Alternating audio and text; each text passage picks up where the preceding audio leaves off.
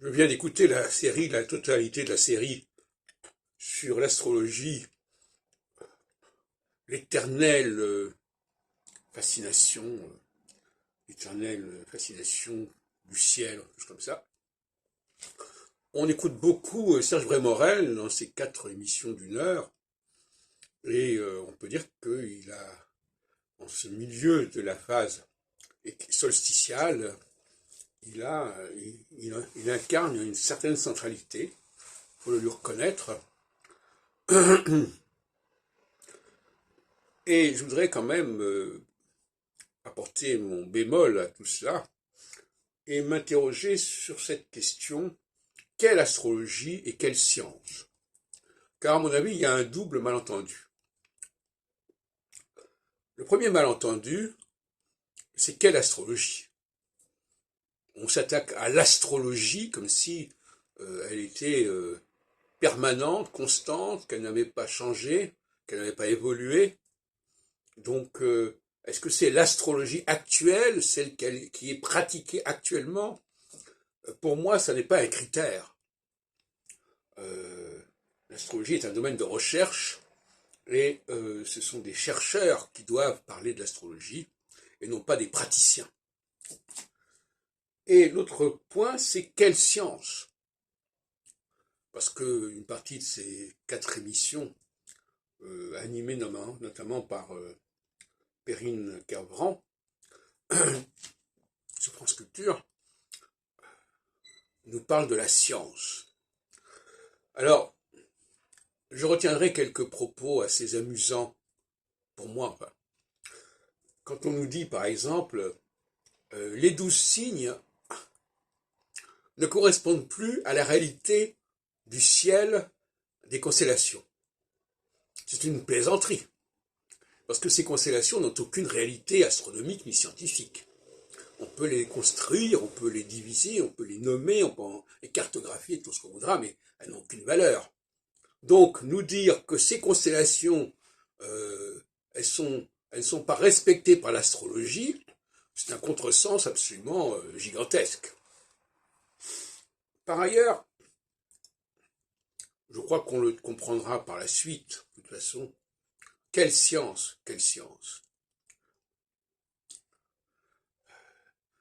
Je ne crois pas que l'astrologie puisse être appréhendée par le biais de l'astronomie, déjà.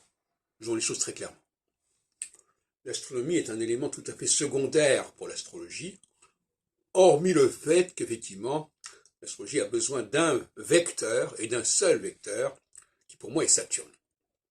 Tout le reste, c'est de l'astronomie, mais ça ne concerne pas l'astrologie. Bon. Donc, la référence à l'astronomie comme étant la science par rapport à laquelle l'astrologie doit se situer est complètement obsolète et caduque. Par ailleurs, il y a la question de la pratique astrologique. Cette pratique astrologique, elle est ce qu'elle est, et je ne vois pas pourquoi on jugerait l'astrologie selon cette pratique. En fin de compte, ce que je voudrais dire, c'est qu'au fond, il s'agit d'un règlement de compte avec les astrologues actuels dont il s'agit dans ces émissions. Si ce n'était pas un règlement de compte avec les astrologues actuels, on ferait les choses autrement. Serge Brémorel a des comptes à régler avec les astrologues d'aujourd'hui. Et donc, il les attaque sur leurs pratiques d'aujourd'hui. Pour moi, ça n'a aucun intérêt. Et pour moi, ce qui est intéressant, c'est la critique de l'astrologie, du savoir astrologique, la critique des textes astrologiques. Et ça, il y a très peu de gens qui en sont capables, pour dire les choses comme elles sont.